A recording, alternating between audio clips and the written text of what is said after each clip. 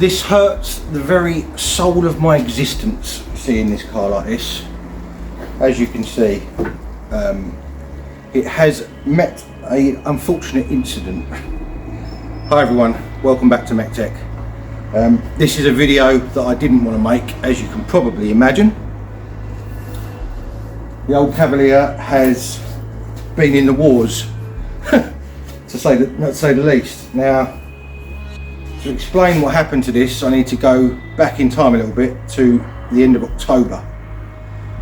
As you would have seen from my previous ULEZ video, diesels are sort of no-go unless they're Euro 6. So we had to buy Mrs. MEC-TEC a new car.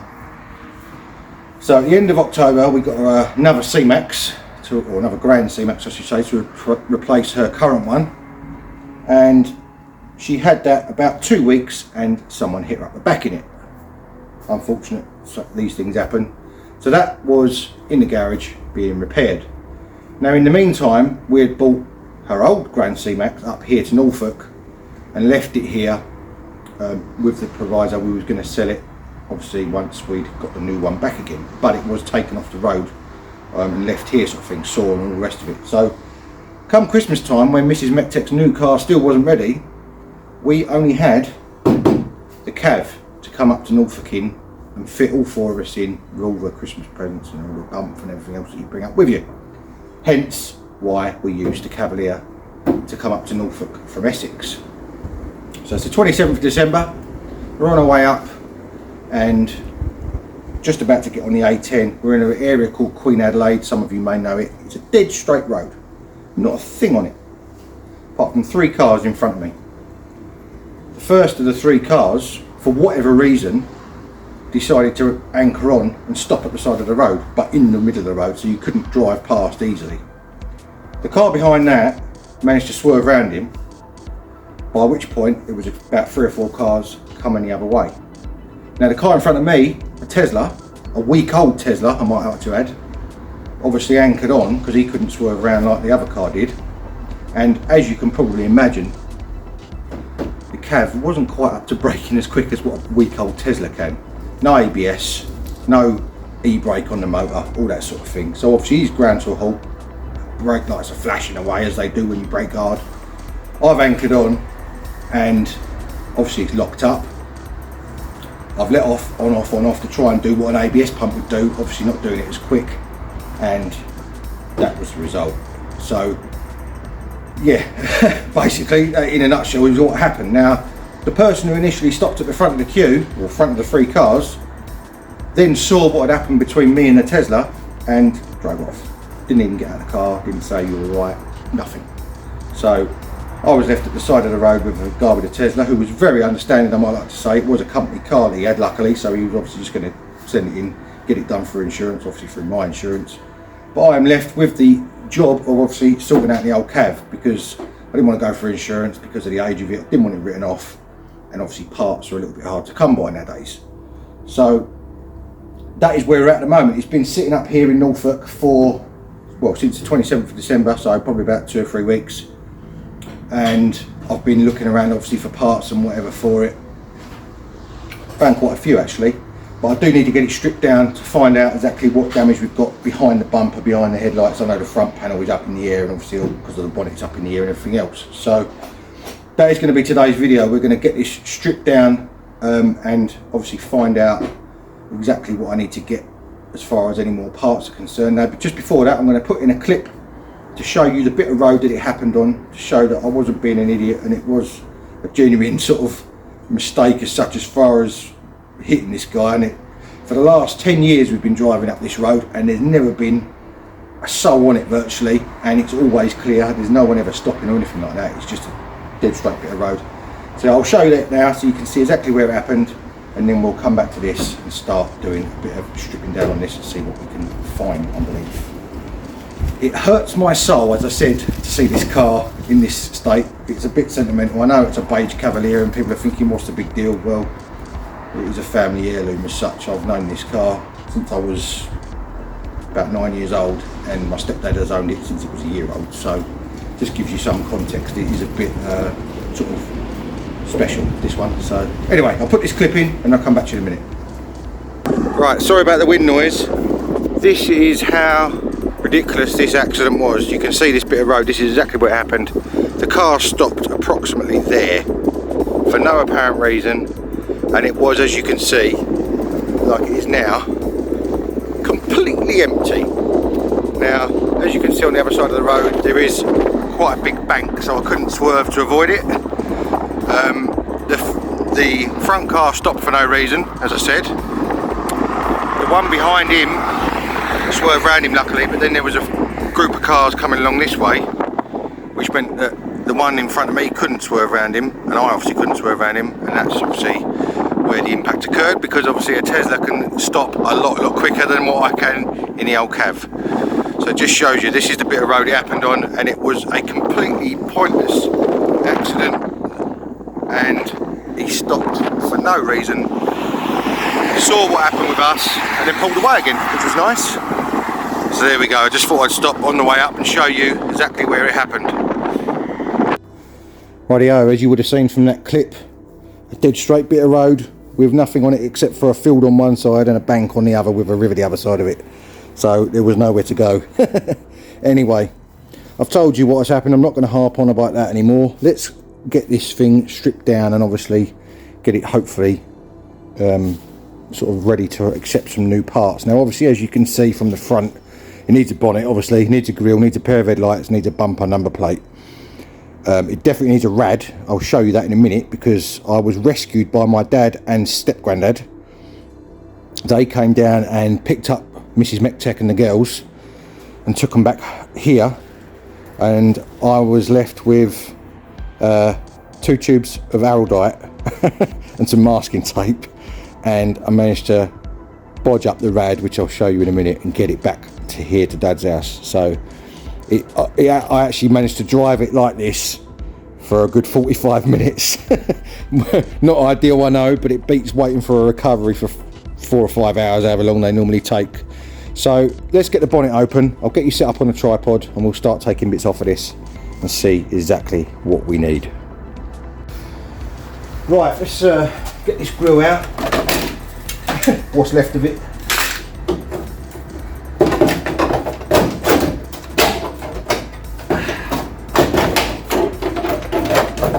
Wedged in between the bonnet and the front panel.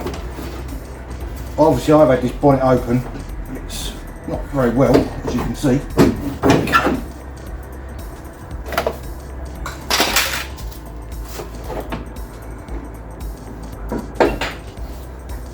So as you can see there, it has done the front panel.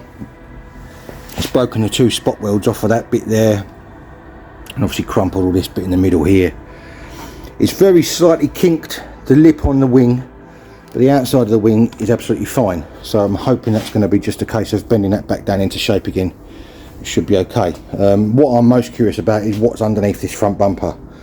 You can see it's in, but it's just how far in is the question. And you can see some masking tape on the rad there. That's where I did my repair. When I get the rad out, I'll show you exactly what I did. Basically, there's 2 pegs which go on the bottom of that rad, the one there and one there, and that one snapped off, obviously causing a hole, but I lost all the water out of it, or coolant out of it. So Dad brought me down about 10 jugs of water to keep me going. I think I filled it up 3 times on the way back here, and it got me back here. So, and I left the rad cap off, as you can see there, to obviously stop it pressurising, so that it just kept it cool while I was moving, and that seemed to work okay. So I'm going to get some tools. We need to unbolt obviously these headlights. They're on 2 brackets there, and I think they're just on clips at the bottom, so that's not too much of an issue. Get those out pretty easy. And as you can see inside, now the glass is broken.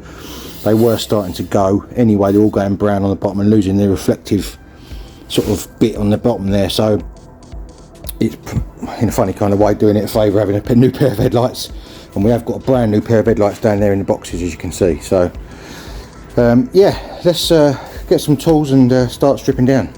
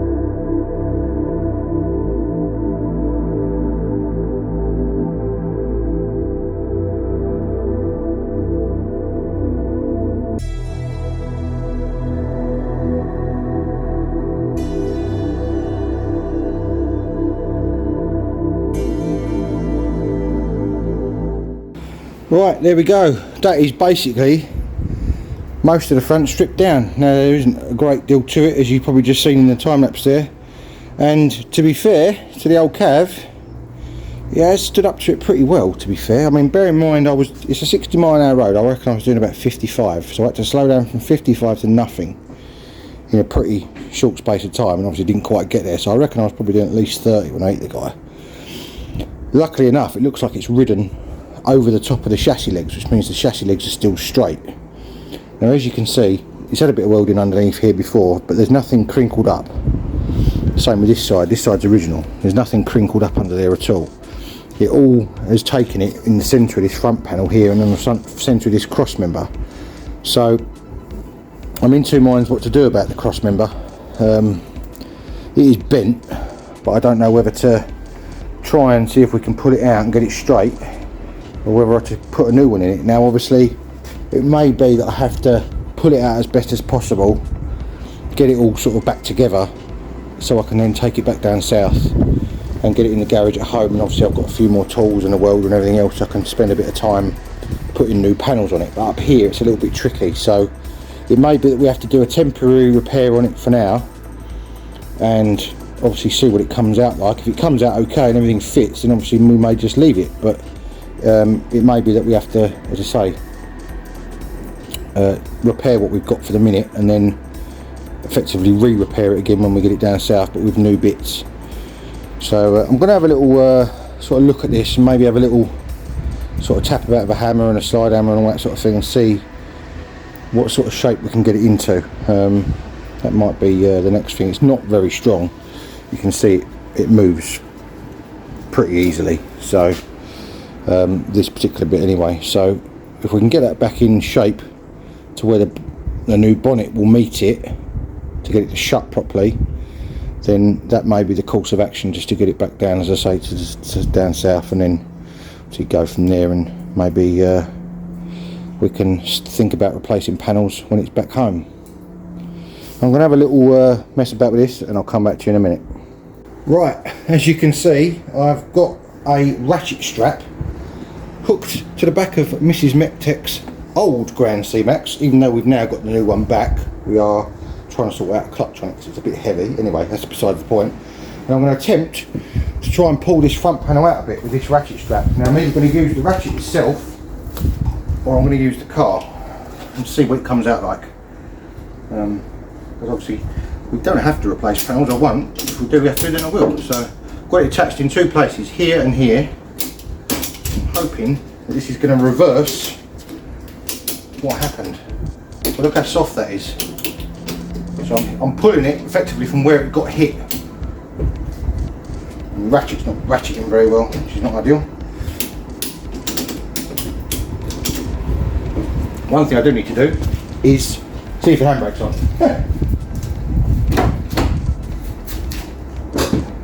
It was on, but it wasn't very tight. I'm going to put it in gear as well. Right, so we're in gear. And what I'm going to do now, I've got a bit of tension on it, is give it a little tap down. I've got a dead blow hammer up here with me. Give it a little tap down and see if we can get it to lower down into where it should be again.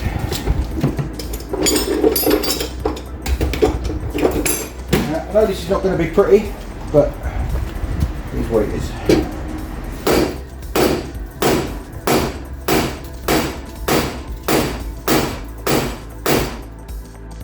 Now, I've got some blocks of wood up here with me as well, which I'm going to actually use one of those now.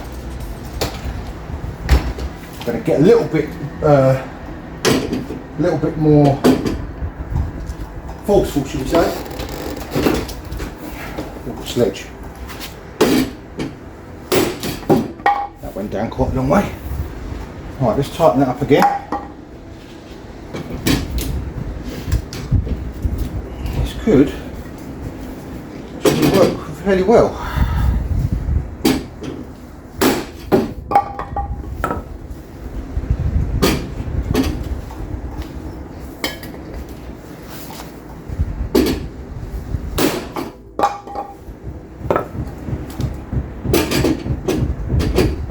I'm surprised actually how well that's come out. Now there's a little bit there that's slightly raised up where it's kinked. I reckon I might be able to get that back down again. I don't know, you know, I reckon it's not going to be perfect, but I reckon this front panel could be savable, you know. I mean, I prefer not to put a panel in it if I don't have to, because obviously it's a hell of a lot of work, and it's already work that I've done once when I did the repaint on it. That was before the channel started, so obviously you didn't see that, but if let's try and get that to tap down there, because then that will hold that from folding back again, because that's gone up slightly there. What can we use? I'm going to go and find a smaller piece of wood, and hopefully, sorry you couldn't see what I was pointing at there, could you? Talking about this little kink here. I'm going to try and knock that bit down. That's gone down a long way, a lot flatter than it was. That's really, I'm quite chuffed with that actually, that's really good. So what I'm going to do is get some more blocks of wood, smaller blocks of wood. I'm going to tap it about with a hammer and dolly and try and get it back into shape again, and then I'll come back to you. I'll put you on a bit of time up so you can see me doing it a little bit quicker than what I am now, but that is the gist of what I'm trying to do. I think we might be able to save this with any luck.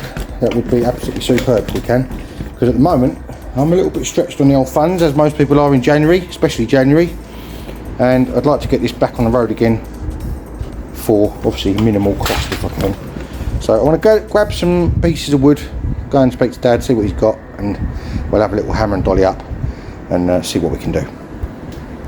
Right, I've got a load of blocks of wood which are down on the floor down here, you can't see them, but I've re-tensioned that ratchet strap so it's under tension again now, because it actually was sitting exactly as you see it now, is how it was sitting, and it is actually, well, it's not flat yet, but it's nearly flat. I'm going to use a piece of wood and I'm going to knock that little ridge down that's on the inner wing there. I think you can see that in the camera. Yeah, you can. So I've got a piece of wood which has got an end cut in it, which already, luckily enough, already had, and it fits bang on in there. How lucky is that? Good old Dad keeping his bits of wood. Right, I'm going to get a hammer. An assortment of hammers, the universal adjuster, my favourite tool. See how this goes.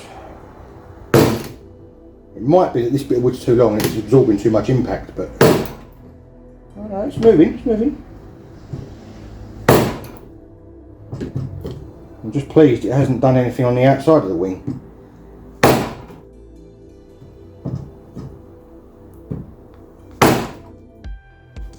It's gone down a fair old way. It's not too bad, that, you know.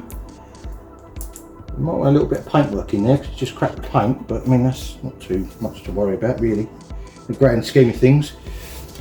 I would have liked to have got that a little bit more really, but because this is so long, it's absorbing a lot of the impact. What can I use instead? So this, if you use a normal piece of wood like that, it's too wide, it doesn't go in that groove. I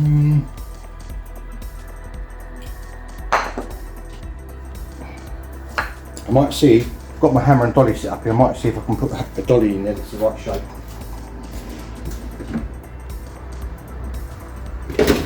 No, I haven't got my hammer and dolly set up here, I forgot it. That's helpful. Okay, won't do that then.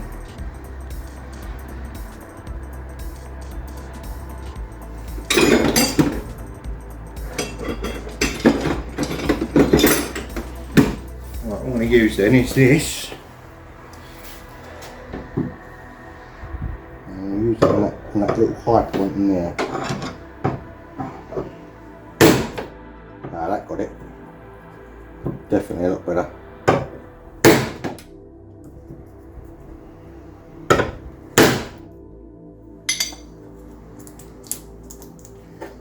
Got it. Go a little bit more. A little bit more.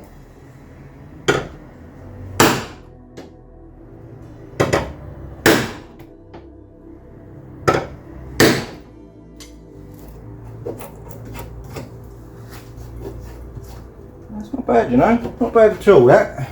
Obviously chip the paint off a little bit, but I ain't worried about that. Right. Now I've got to work out the next move of what I'm going to do, because I've not brought my blooming hammer and dolly set up with me, I forgot it. Which is a pain. So it's going to be blocks of wood and general thumping it.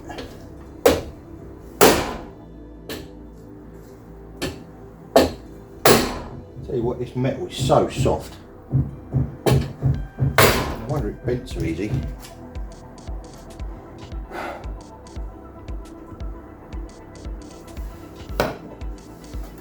Right, I might do a little bit of a pull on that bit there, trying to do it from this angle here, just to get that little bit out there. This side is virtually untouched. It wants a little bit on the top there. In fact, I can do that while we're here.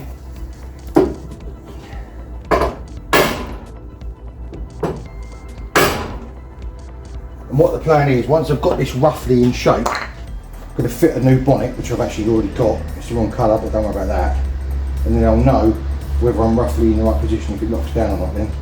So I'm going to have a little faff around with this, and I'll come back to you in a minute.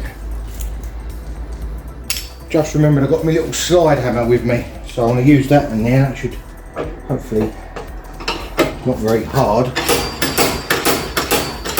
Oh yeah, easy.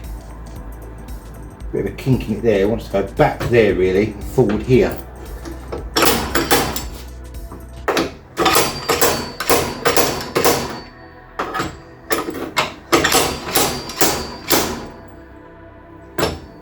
I reckon this is going to be alright. I didn't think it would be, to be honest. If it's going to take a bit of work, I reckon it's going to be alright.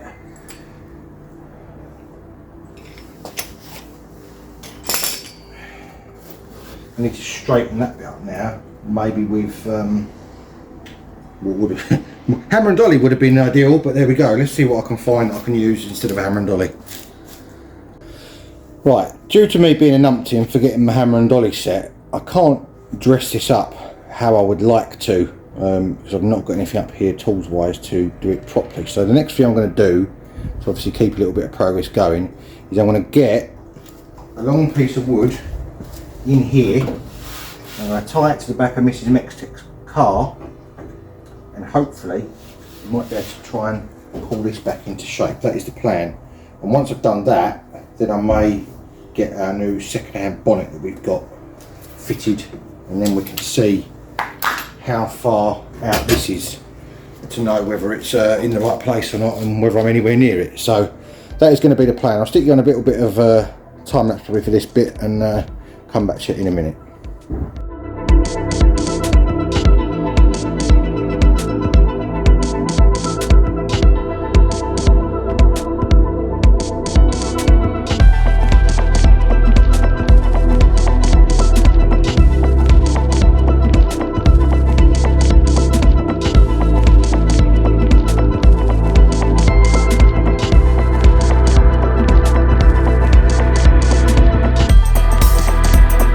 Right, I've tried pulling that cross member. It doesn't want to move at the moment. I'm going to try a different method on that another time.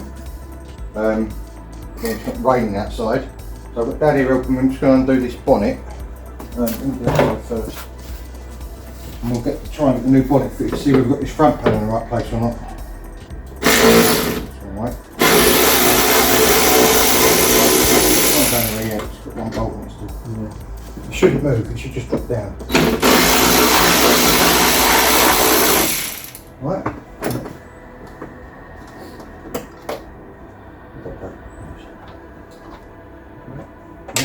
You're just resting there, is it? Well, if I took my hand away, it'd go back on the windscreen. So you want to watch it doesn't go back. How easy is this to unlatch? Pretty easy.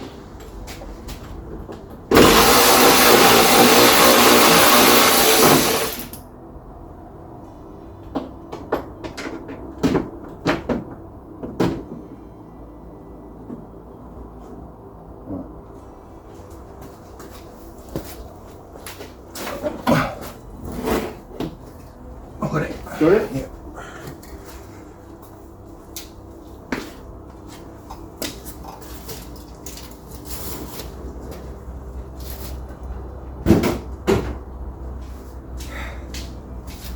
Right, we've got a nice blue bonnet to go back on.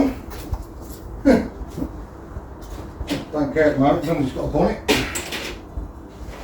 Currently living on the bonnet of the DeLorean.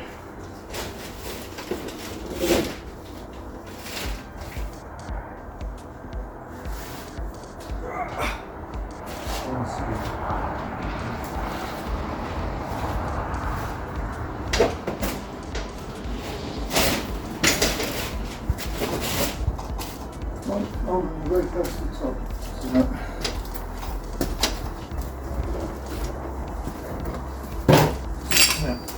So you want to put that up so you can hook it into it.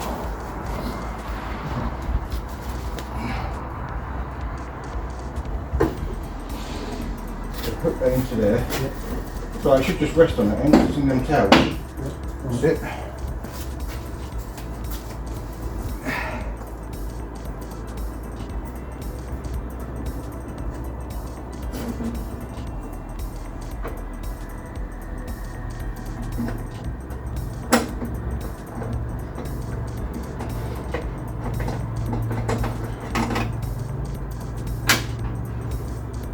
You alright? Yeah, fine. You've not got no weight, have you? No.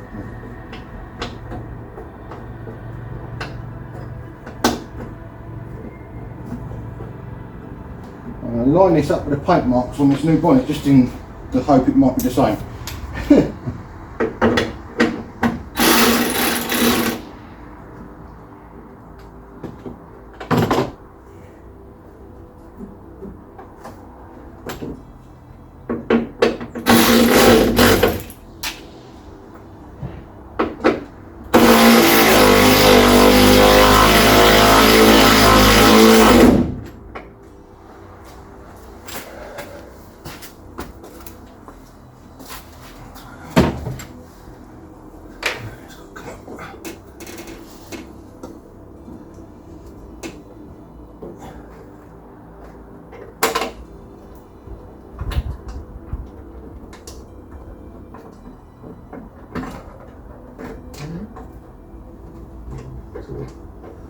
Really?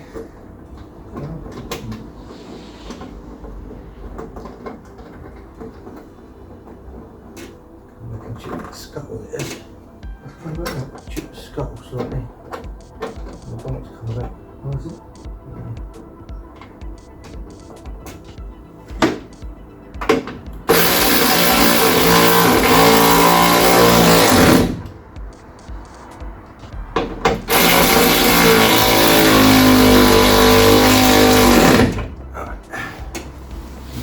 Yeah, they're going now, yeah. Right, take that towel out. There you go. We'll see if it goes down. Keep your eye on the back of it. See if it's going to touch anywhere. Yeah. Just take it steady then. No, you're okay. Yeah. Hold on, just a sec. Yeah. It looks quite tight this end. Want me to come in here and hold it? Hold on. Is there a touch? No, that's all right.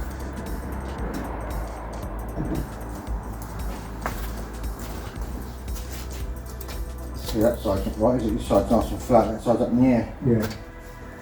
It does want to go That way a bit. that way a bit, Yeah. yeah. Actually, your end looks like it's alright. It's this end wants to come forward and then it'll tilt it that way. Maybe. It's going to take a bit of fettling. Yeah. Well, how is that in? I mean, it's in line. That there is dead in line. Let's loosen that off. I'll tweak it down slightly. So you've got to take the towel up because I'm not taking the bolt from that anymore. So Okay. it's just going to be moving it up and down a little bit. So hang on, if it wants to go. Let's go down. It goes up. Is it slotted the holes in the Yeah. Right, it goes down.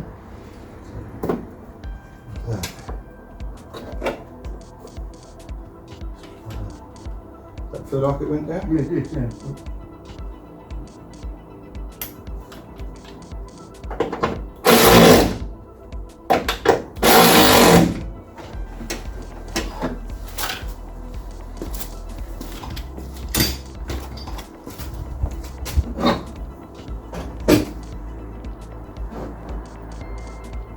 quite close, isn't it? Yeah, well, it's got to be in it first. Oh, it's better now. It's gone down. Gone down, is it? Yeah, yeah. You still want to come, Oh, what? It's not. you still want to go that way a bit, don't it? Yeah, this Too tight, isn't it? This end does. Yeah, that way. Yeah. Okay.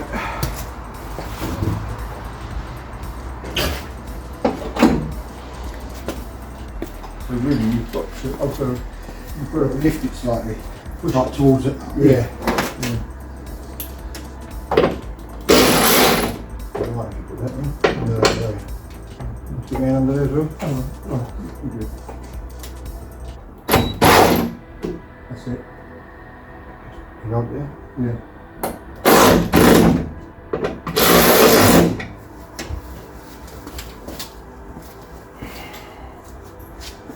Well, let's wait on it. I'll take it off. Take it off. Obviously got to line up so I can get the front right, catch right.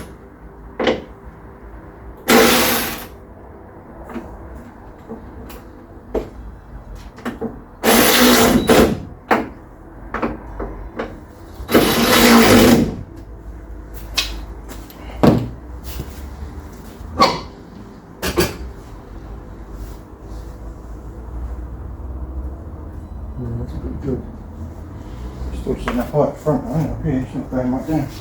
That's a pretty good gap though, isn't it? It's good there, yeah. Yeah, well, it's good because the thing is, it's this cross member here, isn't it? That's stopping it.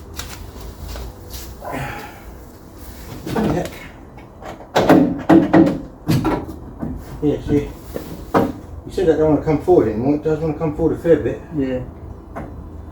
Yeah. Quite a long way, in fact. Yeah. Let me just grab the camera and I'll show you what we're up against. At least there's a flat bonnet on it again now. It's not crinkled up anymore. I'll just show you under here, look, you can be able to see how far back it is.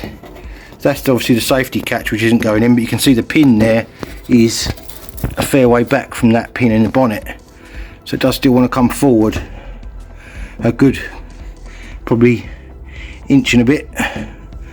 So yeah, it's going to take a little bit more fettling, but as I say, that's probably going to be another day because I've forgot me hammer and dolly kit, and it may be that we put a new panel in it if it's that far out. But we'll try and repair this one. If we can't, then we'll do a temporary on it and then get it down south and put a new one on. But it's all progress, that's the main thing. You can see that bonnet actually doesn't line up too badly. I know it's not shut all the way, but gaps. I think it wants to go back a little bit on that corner again. It's a little bit gappy over that corner. This side's slightly. The gap this side. How much gap you got on this side? Just got my fingertip in there. Yeah, better so. But he wants to go back slightly that way on that bonnet, I think, only very fractionally, just to get it lined up with this gap nice. Because obviously we need to do that, get that right, because then we can line the front panel up. If we don't get this gap right first, and we line all that front panel up, and the bonnet's wonky, it's obviously going to not sit right. So we'll have a little bit more of an adjustment on that bonnet, and hopefully get it somewhere near it. Right, it's time to do some sketchy stuff. As you can see, I've got a crowbar going down through the original bonnet lock hole and behind the front cross member here, and I've got both ends of this ratchet strap around the cross member to try and hopefully pull this out to the correct position to where it should be. I'll be honest with you, I've done this once already. It's probably about 3/4 of an inch out now, so it is a little bit sketchy. Don't try this at home. The car is in gear with the handbrake on. The wheels are now chocked as well. So let's see if we can pull this out a little bit further.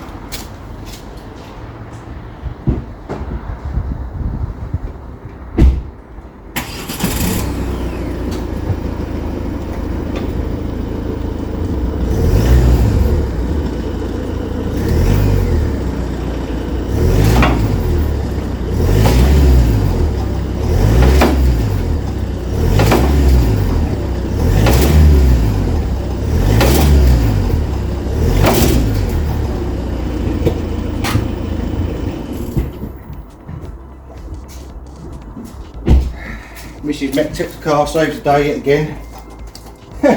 Now I know that looks a bit brutal, but I'm actually just using the weight of the car, rocking it on the clutch to jerk the front out.